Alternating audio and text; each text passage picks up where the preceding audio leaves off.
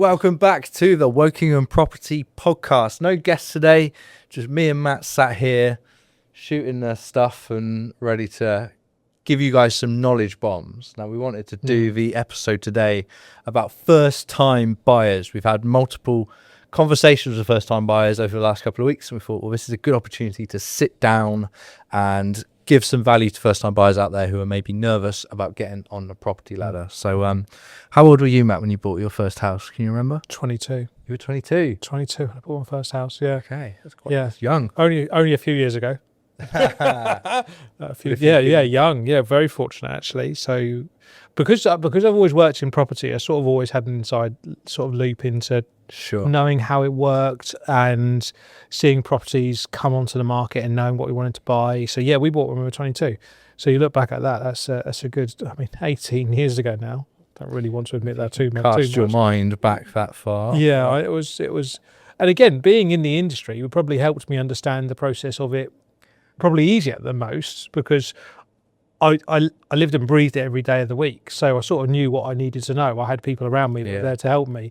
And that's what I think the biggest thing for me is, because we've had a couple of messages from first-time buyers over the past couple of weeks going, look, guys, what do we need to know? Like, what is it that I need to be doing now to put myself in a position to be able to buy? And aside from chucking that message into ChatGPT and trying to give you a bit of an overview of what you should or shouldn't be doing, it's different for everybody. I really like that point about you were in the business, so you knew what you had to do, and you probably just broke it down into steps, because what, you started at 19, so you've been in the business 3 years roughly? Yeah. It's about right. Yeah, exactly that. Because for me, I was 27 when I bought my first house, but I'd spent all of my teenage years and my early 20s just hearing people say houses are so expensive you'll never be able to afford one. Not saying exactly that, but that was my kind of inner monologue of what buying a house was. But actually, when I got to my sort of mid and later 20s, I was like, no, this is possible. I just need to save for a couple of years, and you break it down, you figure it out. So I know the people we're speaking to are kind of at that stage where they're kind of ready, but then they're getting nervous about certain things. And you sort of learn about one thing, and then another door opens itself and you need to learn about another thing. So I thought we could each just probably kind of give some points of just things that first-time buyers need to think about. Yeah, absolutely. I think the key bit is that generally someone doesn't wake up and go, I'm going to buy a house tomorrow, because that's not how it works. They sort of have to be really thinking, I tell you what, I want to be buying somewhere in the next couple of years. What do I need to be doing? And a lot of that is driven around savings and deposits and bits and pieces, and having a sensible deposit, because you can buy with a 95% mortgage now, so you only need 5% to put down, and look at what the average house price is now, and then you work it out. But I think for the people that have already done that and they're 2 years in and then they're at that position to be looking to buy now, it's all about making sure you really make those smart decisions. And we spoke about it off camera a minute ago, about it's trying to make sure that you don't rush to make that first decision. Like, it's a big decision buying a house, but don't spend 6 months trying to find the perfect one. Yeah, well, that's kind of the first point I wanted to make, is that your first purchase will either set you up or set you back. So what I mean by that is your first house doesn't need to be perfect. You want to build equity, so then you'll jump to your second house is much, much easier. What I see people do a lot of the time is they will, for example, buy a shared ownership house as a first house, and in some instances shared ownership is fine, but it's harder to get out of a property like that, and it's harder to build equity when you're buying a property like that. So then you get on the ladder easier from buying a property like that, but then it's harder to get out of that property, and then once you are out of it, you have less equity than if you'd have bought, for example, maybe a slightly more tired, older 2-bedroom property that would have perhaps appreciated more in the sort of 3 or 5 years you're in it. So let me ask you a question. If you go back to Matt Barrell, 27 years old, about to buy his first house, I know what you'll say because you love coach houses, but like, if you were, with your experience of what you know now, but when you were buying your first house, what property would you buy? Would you buy a flat? Would you buy a coach house? Which would love a coach house. Which will absolutely be his answer. Yeah. Would you buy a house? Would you be looking to buy?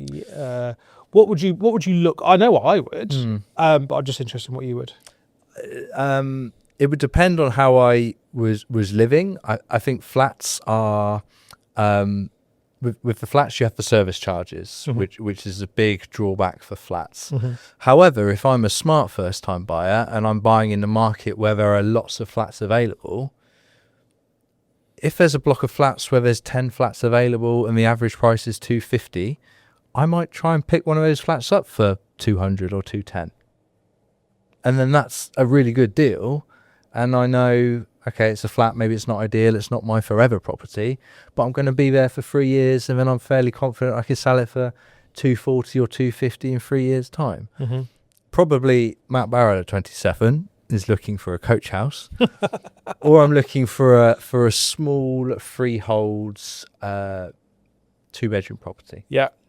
But the key thing is I'm researching values, I'm researching areas, I'm researching resale values, I'm researching what things are marketed for and what things are selling for, and I'm prioritizing getting a good deal or a safe deal on my first property, rather than buying something that looks fancy and it looks all super nice and done. Yeah, because we've seen a lot of scenarios more recently where people have bought flats in the past 5 to 6, 7 years, and they're coming out of that probably certainly not having built any equity, but spent a load of money on ground rent and service charges and bits and pieces, and not seen their value increase from 250 to more than 250. And unfortunately, in some cases, they've seen that value go down. So it's almost like you would have been better sitting and rented for 5 or 6 years. I wouldn't advise doing that, but I think if I ask myself that question, if I go back to that 22-year-old Matt Pulford, what would I buy? Knowing what I know now, freehold all day long. Well, you'll have noticed I was careful to caveat with the leasehold example. Yeah. That you got to know you're getting in at a good price. Totally, yeah. So, because you're right. If you buy a leasehold property from new and just hope it's going to go up, those people have been in a bad place in the last 10 years. But if the average price is 250 and for whatever reason you're able to pick it up for 220 or 210, you've got that. An investment talk, it's all about the margin of safety. But on the whole, absolutely, freehold is a safer bet. Yeah, absolutely. And whilst everybody loves to be in Wokingham town centre and walking distance to town, that's not going to give you the best value, best bang for your buck. And just buying a flat in the town centre because that's where you want to be, because the conveniences of walking to Gales or jumping into a pub on a Friday evening is not the reason to buy a flat or a property in the town centre. It's about building equity and making sure that allows you to make that move the next time. So it doesn't have to be within a quarter-mile radius of Wokingham. Whilst that would be delightful and everybody would love that, that's not the practical element of it. And I think it's really important for first-time buyers to be looking maybe just that little bit further afield and going, okay, is a mile walk into Wokingham reasonable for me for my first house? And if it is, then great. You open yourself up to loads more opportunities. And I think that's where you find yourself buying that freehold house, that 2-bedroom, 3-bedroom freehold house, which might seem excessive for some potentially, but certainly the right call. And certainly with buying a property which isn't all done up and fancy, the one thing first-time buyers do is they love their homes. We'll go into a home of a first-time seller and they've really made it home. Yeah. So I think if you can buy somewhere which maybe isn't all fancy and done, as somewhere that you can go as your first house and, add some value to it, and even if that's just decorating it and furnishing it nicely, when it comes to selling it, for example, if you buy an empty house which is a bit tired and you just furnish it and decorate it nicely, if you sell that same property, it's more saleable because people come in there and go, wow, this looks like a loved home. So there's lots of ways you can add value as a first-time buyer, is my point. Absolutely. I remember selling a property in Wokingham to a lovely lady called Lauren. I hope she just into this, but a lovely lady. I spoke to her recently as well, but she upcycled stuff. So a lot of the additions she's done to the property that she's bought has been stuff that she's done herself. So actually learning how to do these bits and pieces and seeing where you can add value yourself rather than get the tradesperson is actually not a bad skill at all. But I think the first time buyers of now and today are thinking interest rates, mortgages, how much does everything actually really cost me? What is my next step? Because I think the first step for any first time buyer, if they haven't done it already, is speaking to a mortgage advisor, Don't necessarily get yourself an agreement in principle with the first mortgage advisor that you see, because they're going to be trying to lock you in early doors. But they can provide direction to us. So if a first-time buyer comes to offer through us and they've spoken to a broker but don't have an agreement in principle, we can go and talk to that broker and go, okay, fine. So Joe and whoever, I was going to say Joe Blogs, but that's not us. Joe and Blogs. Joe and Blogs. Okay, Joe and Blogs. They've been to come and see a house through me. I want to make sure that they're good for the money. And he'll come back to me and go, yeah, with their 10% deposit, they can borrow this at that level and they're able to do this. Great, fantastic. Then you set up that agreement in principle, because there's a validity period to that agreement in principle. And often if you're buying somewhere as your first home, you will undoubtedly, 9 times out of 10, 99 times out of 100, get yourself into a property transaction with a chain involved. And you don't really want to be getting that agreement in principle too early, because every time you do an agreement in principle, it's a hard credit check on your file. So by just knowing that you can borrow the money and get everything sorted, speak to the broker. This is the reason why these guys are good, like the people that we refer business to. They don't necessarily lock you into that agreement in principle, but they give you direction on what you can afford and how you can do it. Speak to your broker first.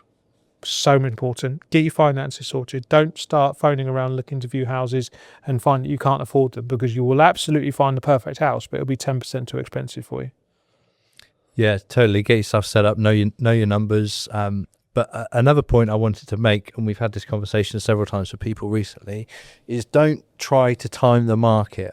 Don't buy or not buy based upon what interest rates are doing or what headlines are happening in the news, because your first purchase should be about the house, not about the mortgage product. Mm-hmm.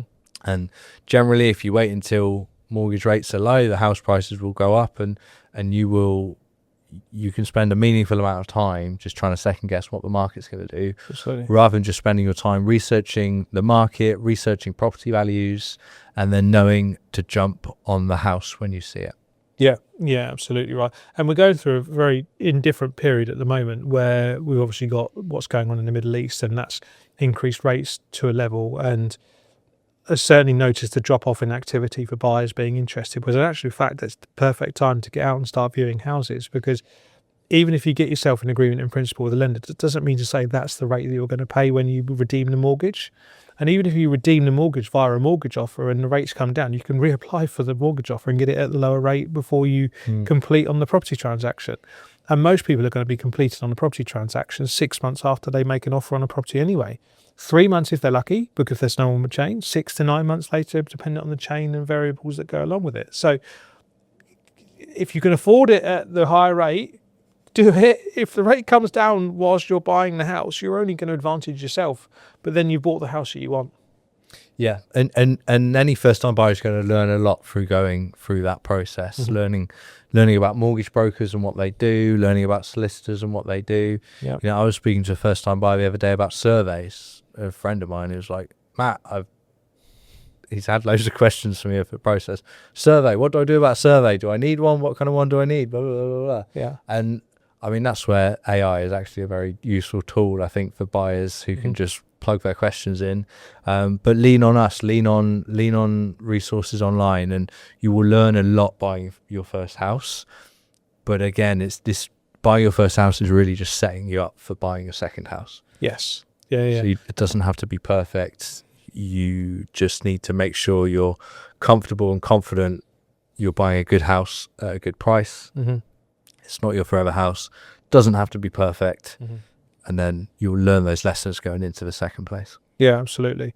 I think the key thing as first time buyers, I remember we talk to loads of them all the time, and it's about setting out 10 things that you want for your house from your first house, and knowing that 6 of them or 7 of them are none, you're not going to compromise on those 6 or 7, and 3 or 4 of them you can afford to be a little bit flexible based on the right opportunity. So it doesn't need to be the chocolate box Victorian terraced house that's really pretty with the sash windows and the little picket fence outside the front with a nice sweeping little patio through to the front door. You don't get 2 reception rooms. You don't buy that at $350 in Wokingham, because you just don't. They're $450 up, right? So they're not in budget. But by buying your first house and seeing how property values have performed in that road over the past 10 years and seeing what's happened in the past 2 years with regards to recent sales will set you up really well to know whether the value's right, the house market's right for you to buy in, or that you've got the right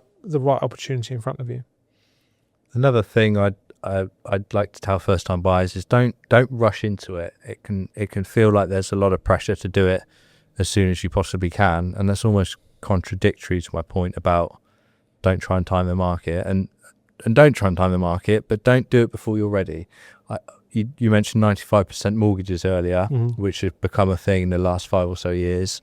I think there's some mortgage products out there which will let you put a 2% deposit down. Okay, yeah. But first time buyers increasingly are getting longer and longer mortgages, and actually if you look at how the interest is weighed up over those, particularly those longer mortgages, you're really not paying off a meaningful amount of equity in the first few years of that mortgage. So don't rush to buy the wrong house quickly, is my point for a first time buyer. Yeah. Maybe, particularly if you're living with parents, less so if you're renting, but spending an extra year or two building your savings can sometimes be the right thing to do, as long as you're getting the right house at the end of it. Yeah, goodness me. I feel like some first-time buyers are going to come off the back of this and go, should I wait, or should I do things now, or should I do... But no one scenario works for that person. There's not one rule that fits all with it. I remember you were talking to me about your friend that's buying, and he was concerned about a 30 or a 35-year mortgage. And he, again, second-hand from our conversation, was concerned about doing that, and was that right or was that wrong, or what's happening, and does that mean I'm going to pay off enough? But in actual fact, it's a mechanism to get you into the property that you want. The good thing about the 30 or 35, or it was longer or shorter. Longer or shorter. The mechanism is it allows you to move in at an affordable rate to buy the house, so you're not going to be leveraged every month with too much mortgage payments. But we all know that over years, we will inevitably get paid a bit more money. Your mortgage product decreases because you've paid it off for a couple of years anyway. And if you want to change it from a 35-year to a 25-year because you suddenly earn a bit more money and the rates have come down to allow you to do that, then in actual fact, in 3 or 4 or 5 years' time, you're changing your mortgage product anyway. Yeah, it's true. So, and this goes to show there's so many variables to think about. I think I speak to some first-time buyers, and you can tell they just want to get on the ladder, particularly if they've missed out on a few houses. And I just think that's when you don't rush into those decisions. You really just got to understand the market, understand what you're buying, and then once you understand those things, be confident enough to say, yeah, that's my house. And go for it. Yeah. We were only having a conversation with someone on Instagram earlier that they've been spending a lot of time trying to work out where they want to live and how they want to live and what type of property they want. That's good. Doing the research on your areas. Do I want to live in Crowthorne? Do I want to live in Finchampstead? Do I want to live in Yateley? Do I want to live in Barkham? Do I want to live in Woos Hill, Wokingham? Where do I want to live? What do I need to have around me that allows me to live comfortably but enjoy my first home? And there are lots of opportunities of 2-bedroom freehold property that you can buy from anywhere. Goodness me, from early 300s up to 500,000. So there's a real broad spectrum of value there for people to look at. But I do think that there is something out there for everybody. Yeah, absolutely. Looking at different areas and knowing what you're getting yourself into, and it's not your forever house. It's about setting you up for that second purchase, not about being the perfect house forever. Yeah, and building equity. Buying right, buying smart, and learning about the property market and the various things it throws at you. Yeah, exactly that. But saying all of this, buying a property is fun. Like moving in and collecting your key on the day that you move in is the most exciting opportunity you'll ever have. Suddenly having moved out from rented where you're paying someone else's mortgage, or moving at home for the first time, and then you get your key to your first home and you've already made all of these plans. I'm going to decorate that bedroom in that colour, I'm going to decorate that bedroom in that colour, we're going to leave these bits and pieces, but we'll do that in the next 3 or 4 years. Inevitably those 3 or 4 years do pass by because it moves really quickly, but there is nothing more exciting than buying your first house, and I think that there's a lot of good with doing it. I think everybody will do things how they want to do it, but knowing that you've got a solid team behind you, I think is really important. So having a good broker that can help you with the mortgage, vital, so vital. Knowing who a good solicitor is based on recommendations, not just the one that the estate agent pushes you to use, because we know that they don't work. Big panel solicitors can often be the reason why you don't end up buying somewhere rather than you buying it. So having a good solicitors like what we've got locally around Wokingham, or circa Wokingham mileage. And then just making sure that you know that the people that you're buying from you trust with. Yeah, absolutely. I hope there's some good knowledge in there for people I hope so too. today. I feel like we've both just kind of brain dumped our thoughts out there. But our conversations with first-time buyers the last couple of weeks in particular have just kind of brought all these things to the front of my mind a little bit. And it's just we deal with this stuff every day, so I don't think about it. And when first-time buyers ask us these questions, I'm like, oh yeah, that's not actually obvious if you don't work in the business all the time. So do send us your questions. We want to help. I'm really passionate about helping first-time buyers get on the ladder, particularly, as I mentioned, my sort of journey to get onto the property ladder probably could have happened 5 years earlier if I'd have just been a bit more educated. And, you being in the property business, you got on the ladder nice and young. Yeah. We did well. But it's exciting. Don't let the nervousness and the thoughts of all the bad bits that you hear stop you from buying your first house, because it is a way to build wealth and equity, because it just is. People that have bought early into their lives have generally done very well with property, but there is a caveat to that you need to buy well, which we've been over enough in this so far. Yeah, build equity. Set yourself up, don't set yourself back. That's my first-time buyer. That's very good. That's very, very good. Yeah. Cool. Okay, we're on 22 minutes. Let's wrap up. Yeah. And we'll let us know what you want us to talk about next week or next time we're sat back here. Yeah. Perfect. So thanks everyone. See you in the next one.